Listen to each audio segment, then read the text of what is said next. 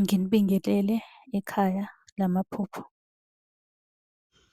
Uma umusha la ekhaya sicela ukuthi ushaye u-subscribe ukuze ngokulandelayo ungaphuthelwa uma sifaka ividiyo.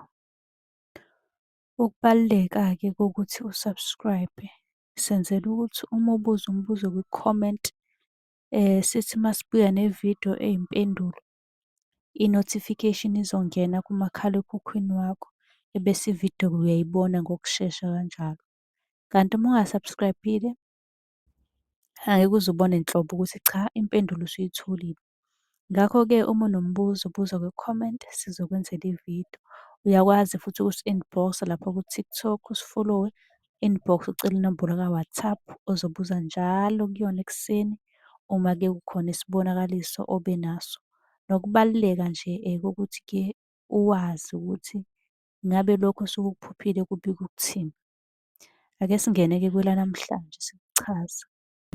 Ukuphupha ushuthwa ngokushutha nje, ingabe ushuthwa ngefoni, ngabe ushuthwa ngekhamera, le khamera i-Canon any khamera, ngabe ushuthwa noma ngabe nani ngoba ngiyazi uzothi ukushuthwa bese kuba khona oqhamuka ethi, hawu mina bengishuthwa nge-iPhone, iPhone 15, hawu mina bengishuthwa ngekhamera, uyabo?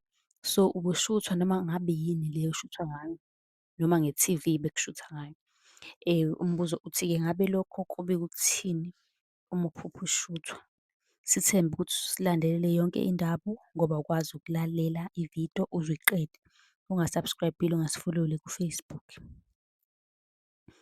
Lelo phupho-ke lokushuthwa alikho lihle. Nawe kumele usukumele uze ku-inbox sizokwazi sikuxhumanise nogogo ozokwazi ukukusiza ekunikeze okufanele ukusebenzise. Kunezitha lapho phakathi, kunabantu abazama ukukuthwebula, akukho kuhle.